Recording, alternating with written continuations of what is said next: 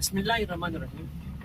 زه مثال نسی ناظرین ژرنده یقیني طور باندې کې چې کوم دیهاتي خلک دی یا په هغه علاقو کې هغه ژوند کوي چې په کوم ځای کې د اوبو رواني وي، اوبه زیات وي، نو هغه خلک په دې نه خامخا چې دی بلد وي، اشنا وي.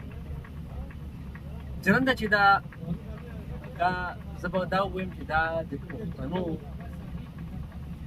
ثقافتي ورثه ده. او تاسو ګورئ چې نن سبا جدید ټکنالوژي چې دا هغه راغله او هر څه چې د انسان چې کوم شی به په ورځو کې د غوښتو منټونو کې دي، په ګنټو کې دي.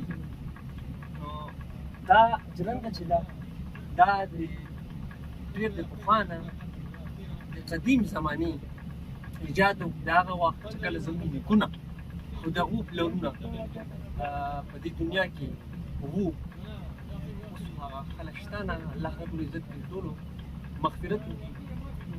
هغه خلک دا د هغې خلکو ایجاد دی. اوسه پورې زموږ په علاقه په ډګرام کې ځای پر ځای ژرندې چې دی شته، اگر چې د دې زیات تعداد چې دی هغه ختم شوی دی، د کلو نه تقریبا دا اوس ختمېږي.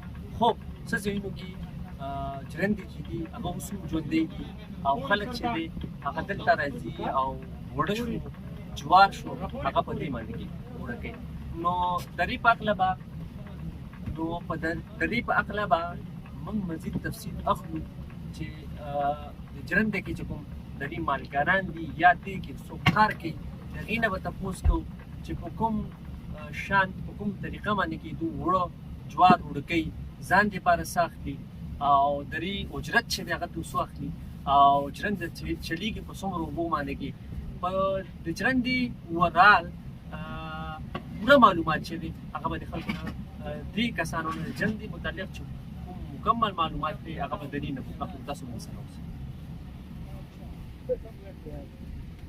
ته د هغې فوټیج وباسه، د موضوع راځه به